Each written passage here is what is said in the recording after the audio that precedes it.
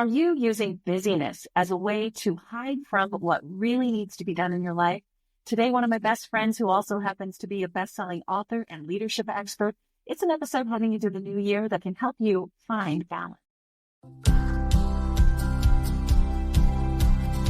As we continue to transition seasons and discuss the importance of quality supplements, I wanted to share a special offer from my favorite supplement company, Seeking Health. You can get 10% off your entire order at Seeking Health by going to the link at my website, natalietysdal.com/favorites. It's a great opportunity to try their high-end quality products and experience the benefits for yourself. Seeking Health offers a wide range of supplements designed to support your body's natural processes. Whether you're looking to optimize your digestion, boost your energy, or improve your mental clarity, they have something for everyone. One of the things I love about Seeking Health is their commitment to quality. Their products are GMO-free, backed by a 60-day money-back guarantee, and formulated with pure, scientifically backed ingredients. My family uses them. Remember, Seeking Health supplements are not intended to diagnose, treat, or cure any diseases. They're designed to support your body's natural healing processes. So if you're ready to take your health to the next level, be sure to check out natalietysdal.com/favorites. Let's embrace prevention, support our well-being, and maximize our body's healing potential.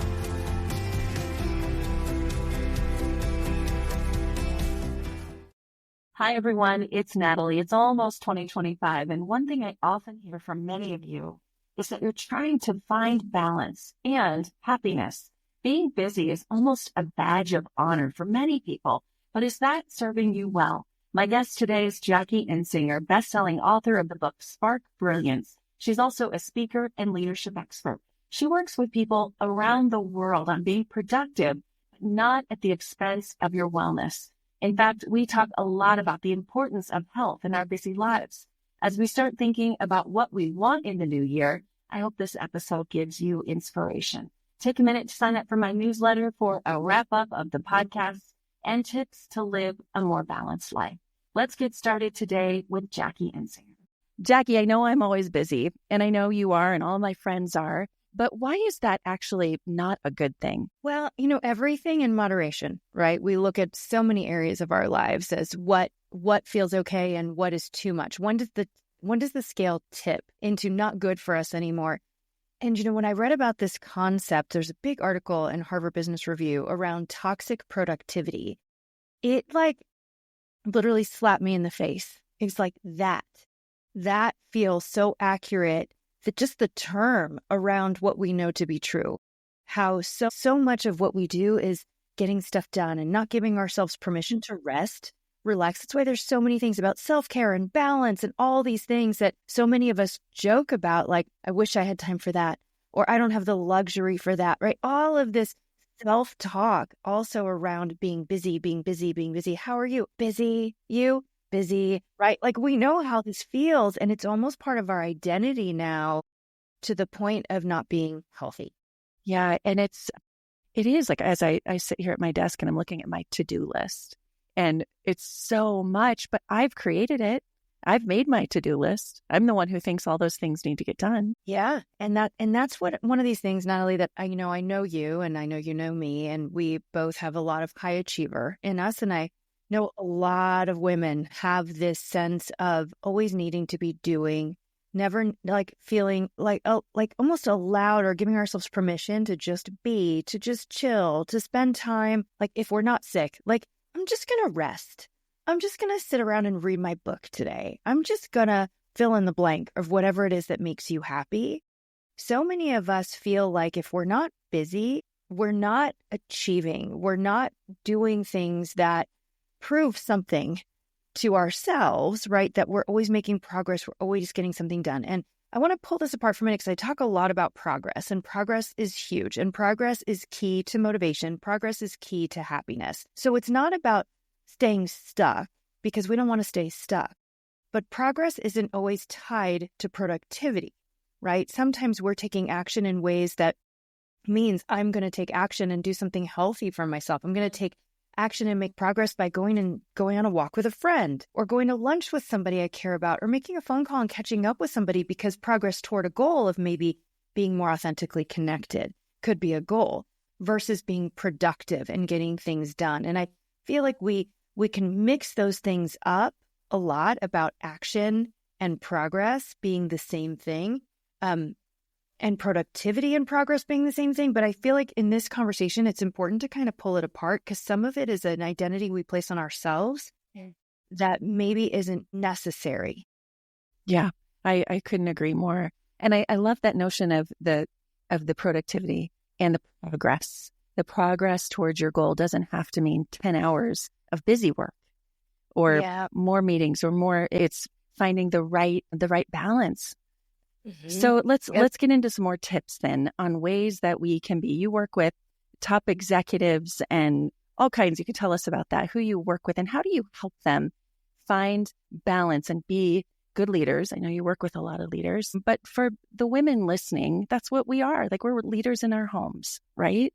Yep. And at leaders work. Of your lives. Yep. Yeah. Leaders in all of your lives, leaders in your family, leaders in all relationships you're in. And I think a big piece, Natalie, is understanding why you're busy. And for some of us, being busy is because we're managing the house. We have to get these things done. The holidays are coming up, whatever it is that keeps us busy. Sometimes we feel this innate need to be busy because it's really hard to be still. And I think that's something to be really aware of and just kind of sit within yourself. And that's something, I identified in me. And, one of the things that once I kind of had an awareness around this, I started talking to other leaders about it, specifically women who were feeling this same way, is that at some point when you look back in your childhood, there was some point that maybe you got feedback or gave yourself feedback that your self-worth and your value was tied to achievement, was tied to some kind of output.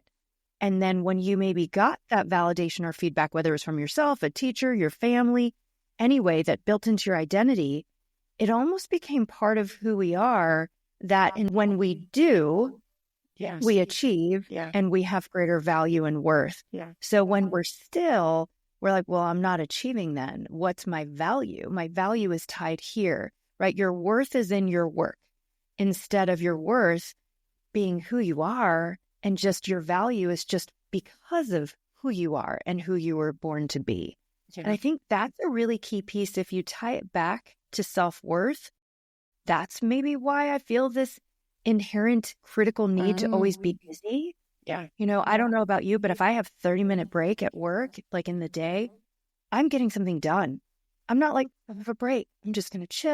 I'm going to like read my book. I'm going to go on a walk. It's always like, okay, well, I got to throw in the laundry and I got to do this thing and I'm going to answer these emails. Like, it's this need to be busy versus really just, I'm okay just being still. So how do we get there? So we have that 30-minute break. I have those all the time. And sometimes it's even in the car, like picking the kids up, and I've got a little break and I go, I can sit on my phone and get a bunch of email done in a 30-minute time. So how do we get there? How can we use those breaks to really be mindful of what we need versus busyness? Yeah. Well, I think the first part is the awareness of, why am I busy? Because if it's a phase, like right now in the holidays, where a lot of people are like, I just need to get so many things done. Yeah. That's fine. We will always have time periods where we have so much to do that we just need to do. But if it's tied to your feelings of how you feel about yourself, I think that's where you need to have that awareness and that pause moment of, I need to give myself permission to be my authentic self, right? That I am worth so much more than my work. I am worth so much more than what I do. And that is such a key piece of it. And then, we talked about progress toward goals is different than productivity. Then what I do is I set a goal of, I need to have time where I honor me, where I'm taking care of myself and prioritizing that. So what does that look like and how do I do it? That means taking a walk with my dog every day and not listening to a work-based podcast, right? So for me, if I have any free time, I'm like, I'm going to put on this podcast while I'm sitting in the sauna. So I'm learning while I'm just sitting. So I'm not just sitting, because that feels like I'm not using my time wisely, right? So I'm reframing it of, what's my goal? My goal is to have 30 minutes a day where I'm doing something that's not about being productive. It's about self-care, which is progress toward a goal of taking care of my true self, right? And my health and my well-being. So almost that reframe of a goal that you can make progress toward, that's not about being productive, but it's about doing something that is really, truly about you and nothing else. Not a measurement, no external measurement of yourself. Yeah, that resonates so much with me. I mean, I can think of times, even like yoga. I have a hard time with yoga because I feel like I'm not being productive when I'm just doing yoga, or even any classes like that. If I can't multitask my brain, and that's really a habit. And I still struggle with that. Yep. And it's that feeling of, sleep, I'll get there. But my kids need this, and this needs this, and I need to get this done, and I have this proposal due, and this needs to be cleaned up, and the laundry, and it just keeps going and going. And it's just this moment of the world's probably not going to fall apart, right? If you're 5 minutes late to something, if your kid's old enough and they could wait out front for 5 minutes, right? If, the laundry, if you get it done in the morning, like there's this certain things we tell ourselves are so essential that almost occupies our mind away from what do we really need. And sometimes it's that pause of, what do I really need right now? Do I need to get this laundry done, or do I need to do something that fuels my soul, right? And kind of looking at, what do I really need right now? And I think that's a moment to figure out a little bit more about how to build things in that feel good. Well, so I'm curious with the executives you work with the leaders you work with, of those, who are the most successful all around? Because obviously we look at high achieving leaders and we see busy, busy, busy, busy. But do you see, and how do those people manage that self-care? So, a big piece of it, Natalie, is when I work with executives is we do a lot of calendar audits. We go through, and the way I frame it is, what is the greatest impact use of your time? And when you look at your time based on impact and influence versus busy, you start to pull it apart. When you're doing this thing that keeps you busy, and that somebody else could do, you're actually not doing the thing that only you can do that has a greater impact and influence. So give me an example. What does that look like in our lives and even in our families? Getting the kids to do the dishes? Getting the kids to do the dishes, right? And there are things like that, right? When you look at what is the greatest impact and influence use of your time. So sometimes time blocking, sometimes the way that we start something and take things out to start something, and then we get distracted, and then we have this big pile of something that then we have that's bigger and worse than before that we didn't have to get back to.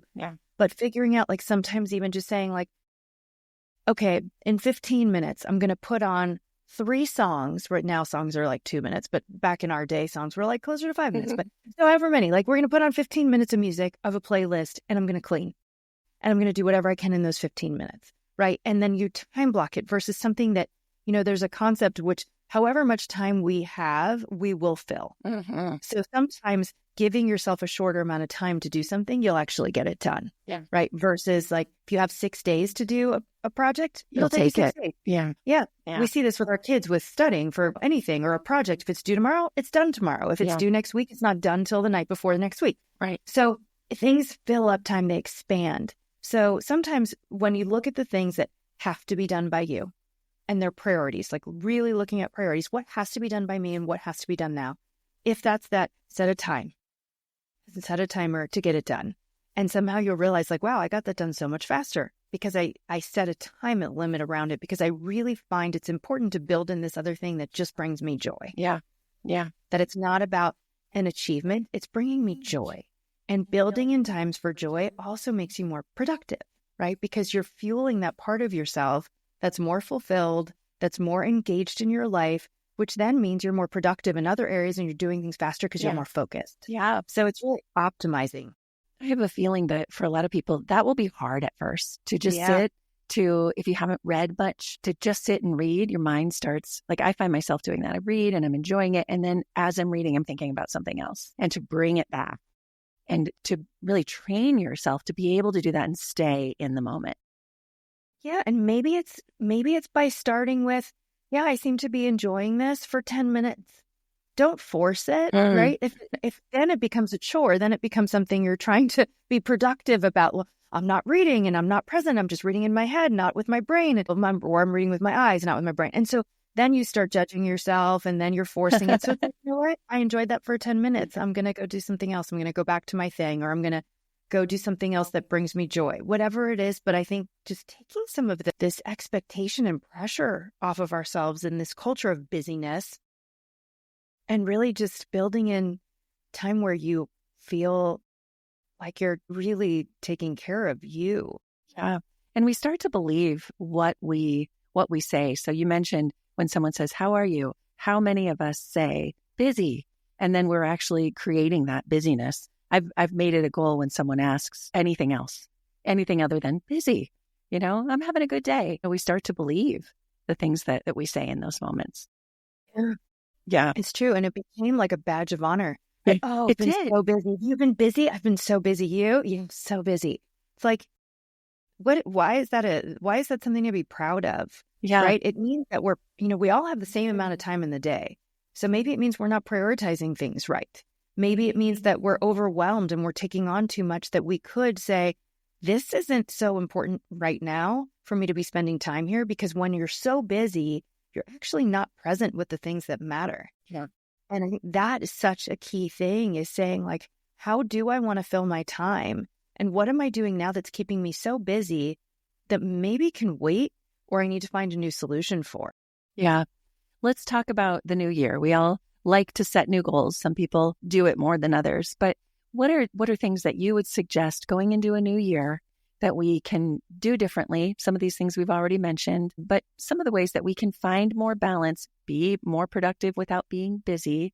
What tips would you give from your book and the speaking engagements you have? What are some of your favorites? Some of my favorites right now are actually what I'm processing through in the moment. So I'm going through this very reflective period where, looking ahead at my life and what do I want it to look like? And what version of me needs to be present for that? Yeah. And it's a different way of looking at things, rather than what do I want to achieve? What revenue numbers do I want to hit? Like these external, like idealistic goals that I measure myself against, which generally are unrealistic, right? And then you end up feeling bad about yourself because you're like, I'm going to do this. And then you're like, life happened and I didn't hit that. And now I feel like I'm not, you feel guilty. You feel like you failed, instead of like looking at, what do I want to feel like in 10 years? What do I want my life to look like? How do I need to change now to be that? And so much of it for me has become my health. And how do I physically want to be able to be? I want to be able to get up off the floor and stand up off the floor without worrying about my knees. Yeah. Like I want to be able to feel like my heart's in shape, my brain's in shape, and that I'm not losing any of that, right? And I feel like so many of these things, when you look ahead, no matter if you're 30 or 40 or 50, looking ahead and saying, what do I want to feel like? What does success look like to me in my life? Not just in my work, but in my life. And what do I need to do? What are some steps I need to take? And what do I need to prioritize to move on that path? And, kind of at our midlife right now, it's really looking at, what do we need to start in order to be healthy in 25 years? Because what we do now is going to be that. That's what's going to impact that, is what we do now. And so that's a piece, Natalie, that's really different for me this year, that it's a different type of reflection and a different type of looking ahead. Yeah, I relate to that also, because being a busy person, I'm going to try to not use that word as much in the new year, but being that way, I've found that at this stage in my life, I can't do all of the things that I used to do, like stay up all night and finish a project or rearrange part of the house or just cram some work in. That used to be in my 20s and college and early life in the news business. Like that was nothing. But now, if we don't prioritize our health, we won't be able to do any of those things anyway. And it hits you pretty hard. Yeah, it does. Right? Yeah. Yeah. And I think that's one of those things where I'm kind of, I think the past few years have made a lot of people more reflective. For right sure. after COVID, when the world turned upside down and inside out, and all of a sudden we were looking at our time and our space in a whole different way. Yeah. And now I think looking at ourselves, our health, and really almost recalibrating, what does success look like and feel like to me? Because as we, our early selves have a very specific idea that are usually very goal-oriented and very achievement-oriented. And as life happens, and as things get more complex between family members and children and deaths and different things happening, things change about what does success really look like to me. Yeah. And sometimes it becomes, feeling really connected with my husband when the kids are leaving. Like that's success to me, right? So what do I need to do now to make sure that stays, right? And so sometimes success looks totally different than it did last year or the year before or 10 years before. But being able to pause, again, I've used that word a lot this time, but it's about that in so many ways. And really take the time to recalibrate and redefine what does success look like and feel like for me now? Yeah. And accept that it might be totally different than it was. I think that's a really good exercise heading into a new year to pause and reflect on what does success look like, to take the busyness out and to just really, really think about that. Yeah. Well, thank you for the advice. As always, I love having you on, and we need to actually see each other in person sometime soon. And Natalie, I just think one thing is I think we need to substitute busy with meaning. And I think that's a way to think about it. That's a really good way to look at it. When you feel like you're busy, stop and say, is this meaningful? Yeah, I'm gonna save that one. That's a good one. Thanks, Jackie. Great, really good to see you. Thanks for your advice. Happy holidays and Happy New Year. Thank you for joining the Natalie Tysdal podcast. You can follow along on Instagram and at natalietysdal.com. Subscribe to the show to catch every new episode and leave a review so I can continue to bring you fresh content. See you next week.